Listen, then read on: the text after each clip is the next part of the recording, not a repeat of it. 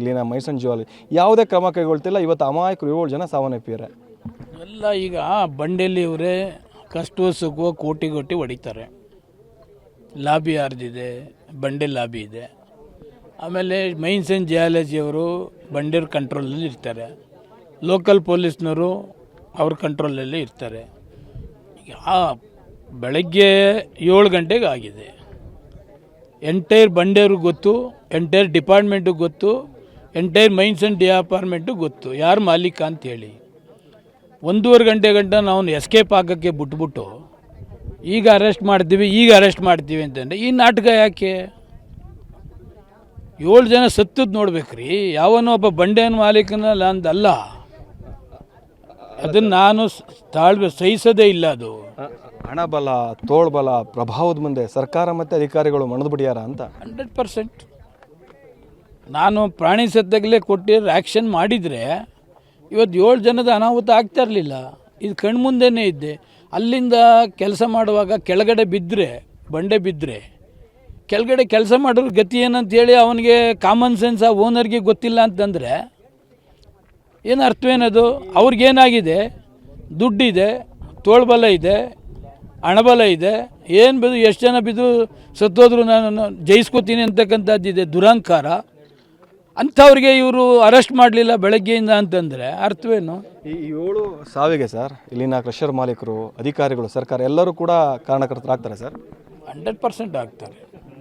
ಸರ್ಕಾರ ಮೈನ್ಸನ್ ಡಿಪಾರ್ಟ್ಮೆಂಟ್ನವರು ಕರೆಕ್ಟಾಗಿ ಎಚ್ಚೆತ್ಕೊಂಡಿದ್ದರೆ ಈ ಅನಾಹುತ ಆಗ್ತಾ ಇರಲಿಲ್ಲ.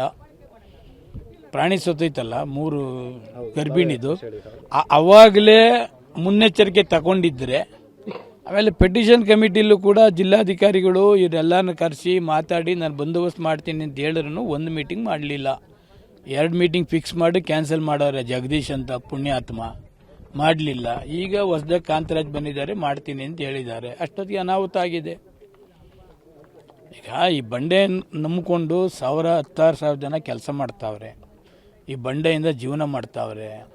10,000 ಜನ ನಿರುದ್ಯೋಗಿಗಳು ಬ್ಯಾಂಕಲ್ಲಿ ಸಾಲ ತಗೊಂಡು ಲಾರಿಗಳು ಇಟ್ಕೊಂಡು ಜಲ್ಲಿ ಮಾಡೋರು ಮಾಡ್ತಾವ್ರೆ. ನಾಳೆ ಈ ಕೆಲಸ ಮಾಡೋರು ಮಧ್ಯಪ್ರದೇಶ ಇರ್ಬೋದು, ಬಿಹಾರ ಇರ್ಬೋದು, ರಾಯಚೂರು, ಗುಲ್ಬರ್ಗ ಇರ್ಬೋದು, ಅವರ ಕಥೆ ಏನು ಪಾಪ? ಸರ್, ಈಗ ಸ್ಥಳೀಯ ಶಾಸಕರು ಇಷ್ಟೆಲ್ಲ ಹೇಳ್ತಿದ್ದಾರೆ, ಧ್ವನಿ ಎತ್ತಾರೆ ಅಂದರೆ ಇದಕ್ಕೆ ಫೈನಲ್ ಮುಕ್ತಿ ಅನ್ನೋಂಥದ್ದು ಯಾವಾಗ ಸಿಗುತ್ತೆ? ಹೀಗೆ ನಡೀತಾ ಇರಬೇಕಾ ಹೇಗೆ? ಈಗ ಮುಖ್ಯಮಂತ್ರಿಗಳ ಮೇಲೆ ವಿಶ್ವಾಸ ಇದೆ. ಪರ್ಸನಲ್ಗೆ ಹೋಗಿ ರಿಕ್ವೆಸ್ಟ್ ಮಾಡಿದ್ದೇನೆ. ಪದೇ ನಾನು ರಿಕ್ವೆಸ್ಟ್ ಮಾಡಲ್ಲ ಸರ್. ರಿಕ್ವೆಸ್ಟ್ ಮಾಡಿ ಸಾಕಾಗಿದೆ. ಇದಕ್ಕೇನಾದರೂ ಒಂದು ಮುಕ್ತಿ ಸಿಕ್ಕಿಸಿ 100%. ನೆಕ್ಸ್ಟು ಆ ಜೀವಕ್ಕೆ ರಕ್ಷಣೆ ಇದೆ ಅಂತಂದರೆ ಬಂಡೆ ನಡೆಸಿ. ಜೀವಕ್ಕೆ ರಕ್ಷಣೆ ಇಲ್ಲ ಅಂತಂದರೆ ಬಂಡೆನ ಕ್ಲೋಸ್ ಮಾಡಿದ್ರೆ ಸುತ್ತಮುತ್ತ 1,00,000 ಜನ ನೆಮ್ಮದಿಯಾಗಿ ನಿಟ್ಟುಸಿರು ಬಿಡ್ತಾರೆ. ಅವೆರಡರಲ್ಲಿ ಒಂದು ಕಾನೂನುಬದ್ಧವಾಗಿ ಮಾಡಿ ಸರ್ ಅಂತ ರಿಕ್ವೆಸ್ಟ್ ಮಾಡಿದ್ದೀನಿ. ಯಾರು ಬಂಡೆ ಮಾಲೀಕ ಇದ್ದಾನೆ ಅವ್ನ ನೆಗ್ಲಿಜೆನ್ಸಿಂದ ಏನಾಗಿದೆ, ಅವ್ರು ಯಾರು ಸತ್ತೋಗಿದ್ದಾರೆ ಅವ್ರಿಗೆ 1 ಕೋಟಿ ಅನ್ನೋದ ಕಾಂಪನ್ಸೇಷನ್ ಕೊಡಿಸಿ. ಇಷ್ಟೇ ನನ್ನ ಫೈನಲ್. ಏನು ಒತ್ತಾಯ ಮಾಡ್ತೀರಿ ಸರ್ಕಾರಕ್ಕೆ, ಅಧಿಕಾರಿಗಳಿಗೆ, ಇಲ್ಲಿ ಪೊಲೀಸ್ ಡಿಪಾರ್ಟ್ಮೆಂಟ್ಗೆ? ಈ ಬಂಡೆ ಒಡಿಸಿ ಕಂಟಿನ್ಯೂ ಮಾಡಿ ನಂದೇನು ಅಭ್ಯಂತರ ಇಲ್ಲ. ಆದರೆ ರಕ್ಷಣೆ ಇರಲಿ, ಸೇಫ್ಟಿ ಇಂಪಾರ್ಟೆಂಟ್. ಮಧ್ಯಪ್ರದೇಶದಿಂದ ಇಲ್ಲಿಗೆ ರಕ್ಷಣೆಗೆ ನಾವಿಲ್ಲ ಅಂತಂದರೆ, ಈಗ ನಾವು ಸರ್ಕಾರ ಇಲ್ಲ ಅಂತಂದರೆ ಇನ್ನೊಂದು ದೇಶದಲ್ಲಿ ಬಂದು ಹೆಂಗೆ ಕೆಲಸ ಮಾಡ್ತಾರೆ? ಈಗ ನಮ್ಮ ಕರ್ನಾಟಕದವರು ಹೋಗಿ ಇನ್ನೊಂದು ಬಂಡೆಯಲ್ಲಿ ಹೆಂಗೆ ಕೆಲಸ ಮಾಡ್ತಾರೆ? ನಾವೇನು ಅವ್ರಿಗೆ ಜವಾಬ್ದಾರಿ ಕೊಡ್ತೀವಿ? ಈಗ ಅವರು ಫ್ಯಾಮಿಲಿ 7 ಫ್ಯಾಮಿಲಿಗೆ ಅವ್ರ ಫ್ಯಾಮಿಲಿಗೆ ಏನು ಆನ್ಸರ್ ಮಾಡ್ತೀರಿ?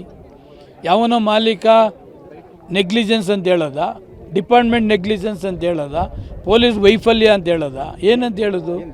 ಏನು ಹೇಳಿದ್ರು ಧರಣಿ ಮಾಡ್ತೀವಿ, ಅದು ಬೇರೆ. ಬಟ್ ಮುಂದೆ ಈ ಥರ ಆಗದೇ ಇರ್ತಕ್ಕಂಥ ರೀತಿಯಲ್ಲಿ ಸ್ಟೆಪ್ ತಗೋಬೇಕಲ್ಲ ಇವರು. ಅರೆಸ್ಟ್ ಮಾಡಲಿಲ್ಲ ಅಂದರೆ ಲೋಕಲ್ ಲೀಡರ್ಸ್ ಎಲ್ಲ ಮಾಡಿ ಅವನ್ನ ಅರೆಸ್ಟ್ ಮಾಡೋ ಗಂಟ ಧರಣಿ ಮಾಡ್ತೀವಿ. Okay, thank you.